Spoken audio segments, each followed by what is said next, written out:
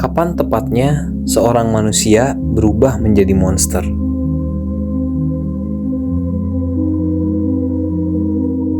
Banyak orang mengira Kaneki Ken berubah karena organ gold ditransplantasikan ke dalam tubuhnya. Mayoritas audiens percaya bahwa tragedi karakter ini dimulai pada malam kecelakaan jatuhnya besi baja tersebut. Padahal jika kita meletakkan struktur psikologisnya di bawah mikroskop, kita akan menemukan sebuah fakta klinis yang jauh lebih mengerikan. Kaneki Ken sudah hancur jauh sebelum dia berubah menjadi monster pemakan daging.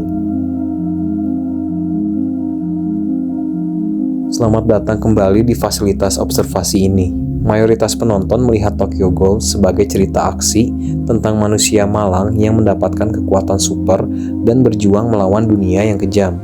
Tapi di meja autopsi ini, kita tidak melihatnya seperti itu.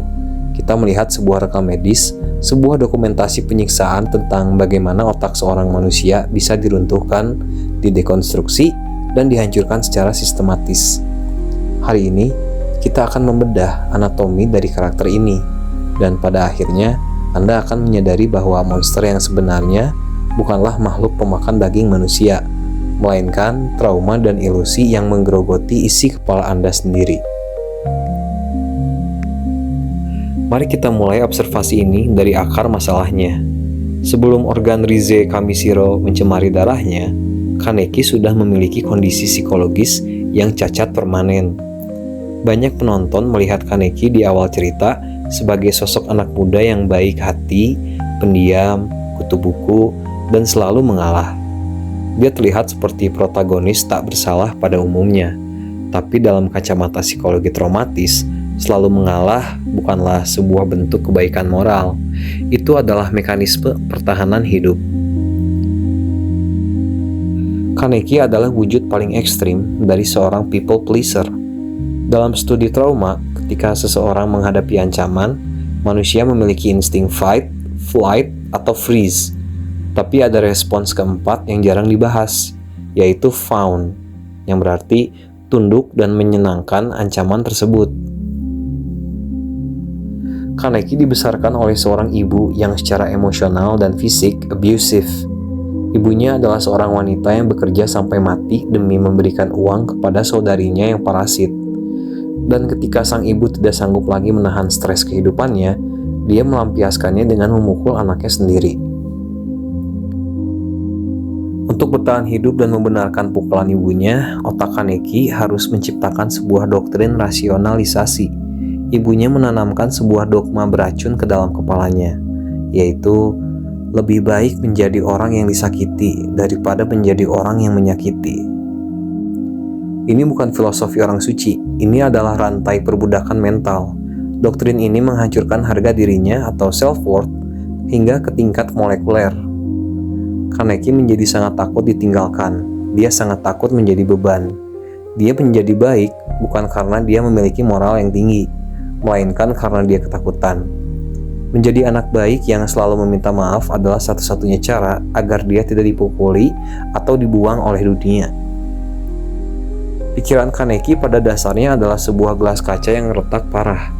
Dia hanya butuh satu kutukan kecil untuk hancur berkeping-keping. Dan kutukan itu datang dari seorang wanita bernama Rize. Ketika organ gold ditransplantasikan ke dalam tubuhnya, kematian fisiknya mungkin bisa dihindari. Tapi yang terjadi selanjutnya adalah tahap awal dari pembusukan psikologis. Organ itu memicu apa yang disebut dalam psikologi sebagai krisis identitas absolut atau identity crisis. Bayangkan Anda terbangun dari tidur, berjalan ke dapur, memakan makanan favorit Anda, dan tubuh Anda meresponsnya seperti memakan lumpur yang membusuk. Anda berlari ke depan cermin dan melihat satu mata merah yang menyala dalam kegelapan. Anda menatap ke dalam cermin, tapi makhluk yang membalas menatap Anda bukanlah diri Anda sendiri. Di tahap ini, otak Kaneki melakukan penolakan total. Dia terjebak di ruang hampa eksistensial. Dia terlalu goal untuk bisa kembali hidup normal bersama sahabat manusianya, tapi dia juga terlalu manusia untuk bisa duduk dan memakan daging bersama para goal di Anteiku. Dia menolak keberadaannya sendiri. Dia membiarkan tubuhnya kelaparan. Dalam diagnosis klinis, membiarkan tubuh kelaparan karena menolak identitas baru adalah bentuk penyiksaan diri atau self-harm. Otaknya berusaha mati-matian mempertahankan sisa-sisa kemanusiaannya, karena hanya kemanusiaan itulah satu-satunya hal yang memberikan makna pada hidupnya. Lalu ada Rize. Rize yang sering muncul dan berbicara di dalam kepalanya bukanlah hantu. Ia bukan entitas gaib. Dalam teori psikoanalisis Carl Jung, Rize adalah manifestasi dari shadow atau sisi gelap milik Kaneki. Rize adalah representasi dari semua hal yang ditekan oleh Kaneki sejak kecil, yaitu kemarahan, keegoisan, insting bertahan hidup, dan kapasitas untuk melakukan kekerasan. Kaneki menolak suara Rize karena mengikutinya berarti menghancurkan doktrin ibunya. Dia lebih memilih menjadi korban yang menderita kelaparan tanpa sadar bahwa penolakannya ini justru membuatnya semakin rapuh dan membawanya langsung ke ruang eksekusi. Dan sekarang kita masuk ke ruang interogasi utama, momen di mana kata "dia hancur" yang menjadi thumbnail video ini akhirnya terbukti dengan cara yang paling brutal. Apa yang dilakukan oleh Jason atau Yamori bukanlah sekedar penyiksaan fisik biasa. Ini adalah proses pencucian otak dan dekonstruksi kognitif yang dirancang secara klinis untuk menghancurkan jiwa manusia. Kaneki diikat di kursi itu bukan untuk dibunuh. Jika Jason hanya ingin membunuhnya, itu akan selesai dalam 10 detik.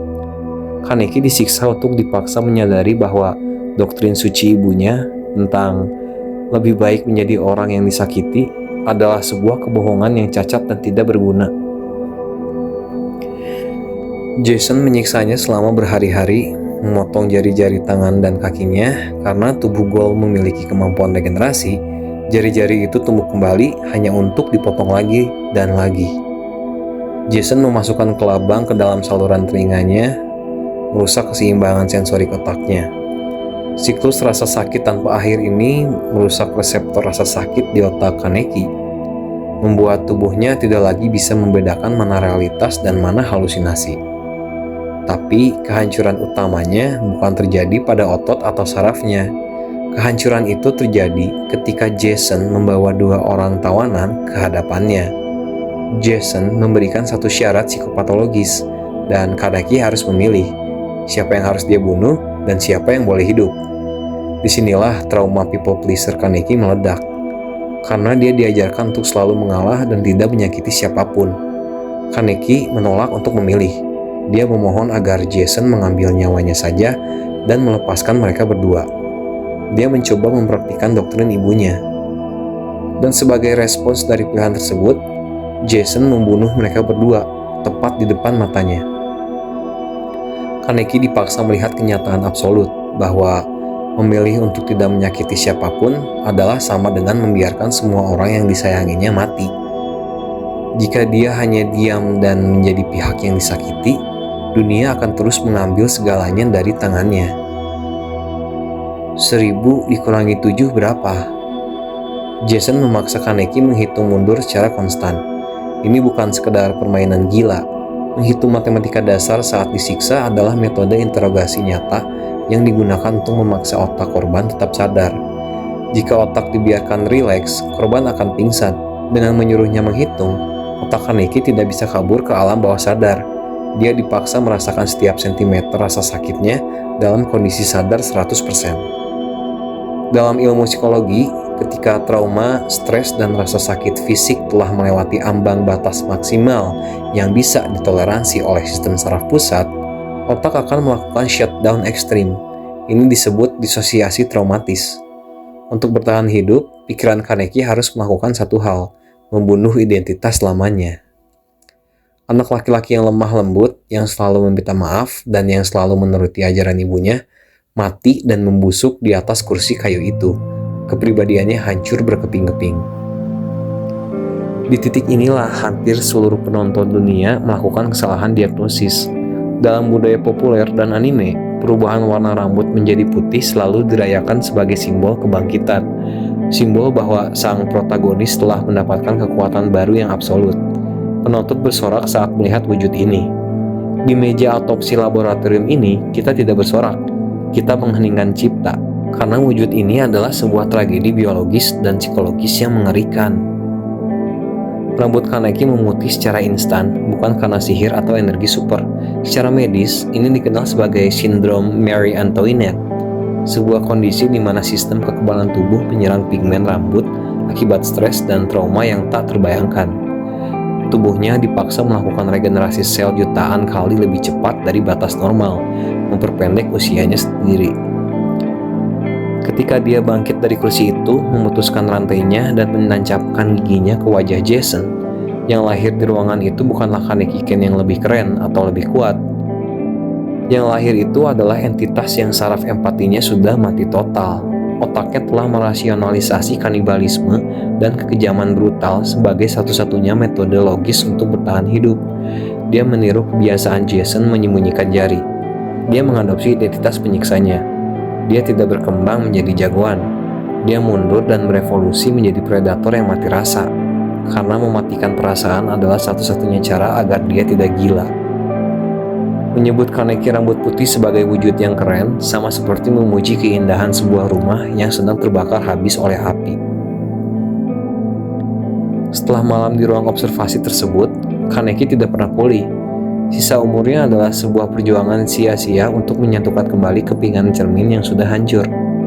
Yang Anda saksikan di season berikutnya bukanlah perkembangan karakter.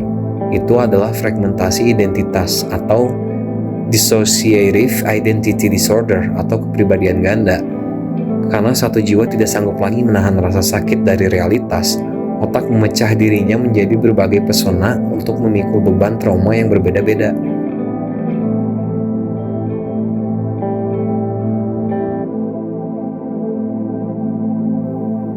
Ketika dia tertangkap oleh CCG dan memori rasa sakitnya dihapus, otaknya menciptakan Heisei Sasaki.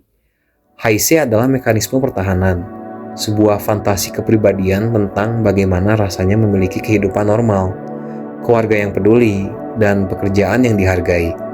Ini adalah cangkang pelindung. Tapi memori traumatis tidak bisa dihapus, ia hanya tenggelam. Ketika seluruh ingatannya kembali, Heisei mati, digantikan oleh The Black Reaper. Kepribadian yang sangat dingin, depresif, dan berdarah dingin. Black Reaper bertindak tanpa perasaan bukan karena dia kejam, melainkan karena dia sudah terlalu lelah. Ini adalah wujud bunuh diri atau suicidal. Ini adalah wujud bunuh diri. Dia beroperasi murni untuk mencari tempat dan waktu yang tepat untuk mati secara heroik. Karena menyayangi seseorang terbukti selalu membawa penderitaan. Dan pada puncaknya, ketika tekanan dunia memaksanya untuk memikul dosa kedua ras sekaligus, dia kehilangan seluruh struktur logikanya dan meledak menjadi Dragon, sebuah entitas tanpa otak yang hanya berfungsi untuk mengonsumsi dan menghancurkan segala sesuatu di sekitarnya. Regresi total menjadi insting binatang. Semua ini adalah topeng. Di balik Heisei, di balik Black Reaper, di balik si Raja Mata Satu, dia selalu kembali menjadi satu hal yang sama, anak kecil yang menangis di sudut ruangan, memeluk lututnya sendiri, berharap seseorang memeluknya dan mengatakan bahwa dia berhak untuk hidup. Tragedi Tokyo Ghoul sering disalahartikan sebagai peperangan epik antara dua spesies. Penonton sering terjebak dalam perdebatan siapa karakter terkuat atau kelompok mana yang benar dan yang salah. Tapi jika kita membedahnya di bawah mikroskop klinis di laboratorium ini, karya ini sama sekali bukan cerita tentang manusia yang berjuang melawan monster. Ini adalah jurnal medis tentang seseorang yang kehilangan dirinya sendiri, sedikit demi sedikit, bagian demi bagian, hingga tidak ada lagi yang tersisa. Orang-orang akan selalu mengingat Kaneki Ken karena topeng kulitnya yang ikonik. Mereka akan mengingatnya sebagai karakter anime yang edgy dan keren. Padahal jika Anda benar-benar mengobservasi anatomi psikologisnya, hal yang paling mengerikan dari cerita ini bukanlah topeng Ghoul itu. Yang paling menyeramkan adalah kenyataan objektif bahwa seorang manusia yang murni bisa secara perlahan membunuh jati dirinya sendiri, mencabut kemanusiaannya sendiri, dan berubah menjadi monster hanya demi satu tujuan yang sangat sederhana, yaitu bertahan hidup dari dunia yang menolak untuk membiarkannya bahagia. Observasi selesai, fasilitas ditutup.